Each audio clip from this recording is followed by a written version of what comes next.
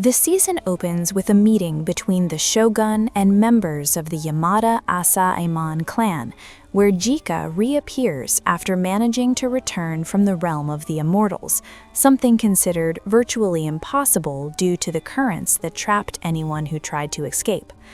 Although he avoids explaining how he got out, his testimony confirms that Chobe murdered one of the Asa-Emon and that the situation on the island is far more serious than expected.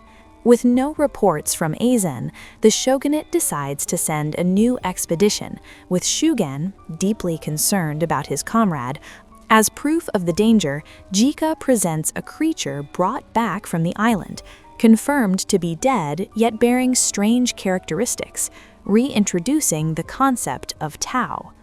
From there, the Tensen take center stage and delve deeper into its origins, explaining that Tao is equivalent to life itself and that abusing it ultimately leads to self-destruction.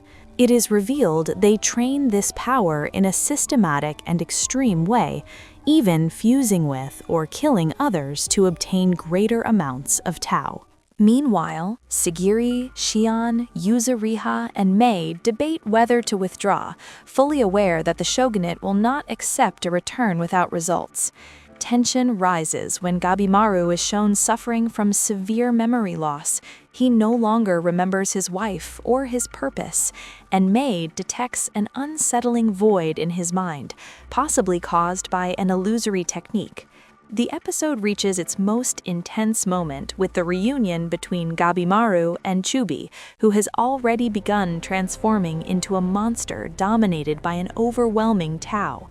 The fight is brutal and bloody, marked by Chubi's inhuman regeneration and Gabimaru's emotional emptiness as he fights without memories or attachment. At the same time, Toma faces Shion, displaying overwhelming strength while evolving mid-battle. Finally, Gabimaru resorts to his fire monk technique, enveloping himself in flames to confront Chubi, who undergoes an even further transformation, losing all traces of his human appearance. The episode ends by making it clear that Chubi has crossed an irreversible line, and that Tao, far from being merely a source of power, is also a path to destruction. Gabimaru continues the fight against Chobi using Burning Bridge, but the attack has no effect. Chobi, now transformed and dominated by an overflowing Tao, counterattacks ferociously with his tentacles, gradually overwhelming Gabimaru's resistance. Cornered, Gabimaru resorts to the ascetic blaze technique to create some distance. During a brief respite, Chobi's mental state is shown as he begins to realize that he is losing his identity and sanity. Despite this, Chobi resumes his assault. Tenza questions why Gabimaru is not using his Tao, and Mei explains that he has forgotten how, while his opponent is overflowing with power. Gabimaru acknowledges that he has almost no chance of winning, and that he has even lost the sense of his mission, yet he is still willing to die fighting. The memory of his wife awakens one final offensive impulse, leading Fuchi to point out that both fighters have lost their reason. Unable to endure the situation, Toma intervenes to help his brother, admitting that he does not want Chobi to bear the suffering alone. Confused, Chobi unintentionally wounds Toma. Taking advantage of the chaos, Gabimaru attempts to finish off both brothers, but Mei causes the ground to collapse. Chobi shields Toma with his own body and falls into the abyss, promising that he will return. After the battle, Mei suddenly shows signs of physical growth, astonishing everyone. The story then shifts to Sagiri's group, who plan to find Gabimaru to increase their chances of survival. Although Yuzuriha wishes to leave the island, they follow the clues and reunite with the other group. It is confirmed that only 8 survivors remain and that the monsters of the valley floor have been eliminated. Gabimaru, severely injured and with his Tao completely depleted, awakens without his memories and attacks Sagiri, declaring himself to be Gabimaru, the Hollow. She explains that his soul is damaged and manages to restrain him. Through physical contact with Sagiri, his Tao begins to recover, allowing him to regain consciousness. When he remembers his wife, Yui, and his desire to return to her, his power strengthens. Meanwhile, Chobei awakens after the fall, satisfied with his new power and determined to master it, even using monsters as nourishment. The story closes with the looming threat of new enemies and the certainty that the Lord Tenzin will not stop hunting them. Despite having found a relatively safe refuge, Mei's condition continues to worsen. Kofuchi claims to possess a medicine that could help her, but in exchange, he demands information about the Tenzin, reinforcing the suspicion that Mei shares their same genetics and abilities. While part of the group investigates this mystery, the rest focus on training Gabimaru, who, although he has recovered his memories, still does not fully master Tao.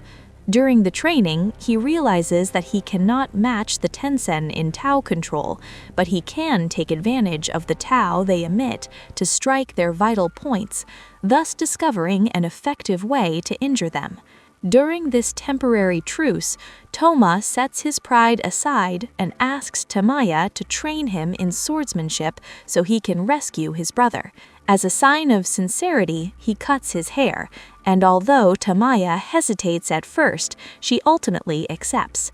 At the same time, Chobei confronts Rien, who reveals that the criminal's body has adapted to Tao, turning him into a hybrid between human and Tenzin.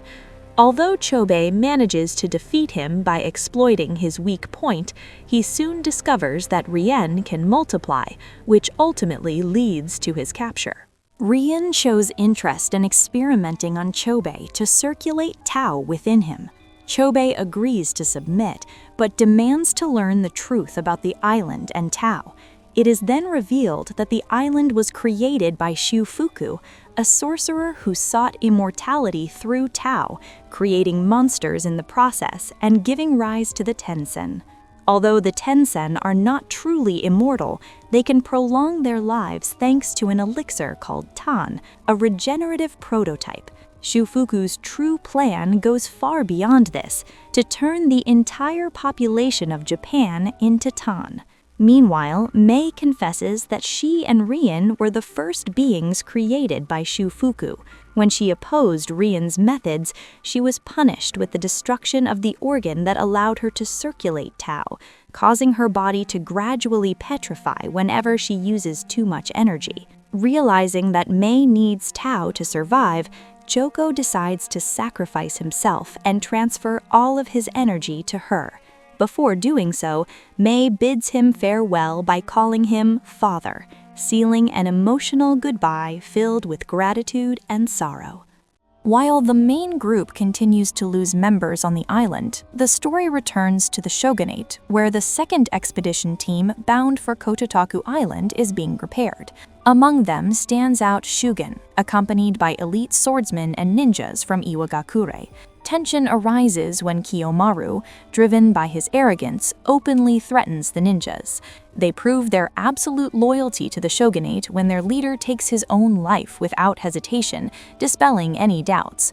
Although it is later revealed that their true objective is to assassinate Gabimaru on direct orders from their clan. After a long journey, the new group arrives on the island and quickly faces monsters, confirming the constant danger of the place. At the same time, the protagonists deduce that reinforcements must already be on the way, which gives Sagiri hope, as she places complete trust in Shugen. His reputation is no exaggeration. Although he does not formally master Tao, he is able to perceive it and use it instinctively, allowing him to fight even without weapons. Nevertheless, Shugen also bears a blood-stained past. He's admired for his talent and leadership, yet feared for the cruel acts he committed in order to fulfill the shogunate's orders. Even so, Sagiri feels deep admiration for him, as he was her first love and the one who intervened so that she could obtain her license as a swordswoman. Despite this, Shion considers any alliance impossible, since Shugen shows no compassion toward criminals or executioners allied with them. The situation grows more serious when Shugen finds the body of his master, Ayan. Devastated, he decides to give him a proper burial even while monsters attack. As he prays, swordsmen and ninjas fight together with great efficiency. Consumed by grief and hatred, Shugen dulls his blade so that his future cuts will inflict greater pain, determined to take revenge and continue moving forward. Returning to the protagonists, the group concludes that mastering Tao is essential to face the Lord Tenzin. With no clear way off the island, they decide to advance together toward its depths in search of the elixir of life, fully aware that only by staying united will they have any real chance of surviving.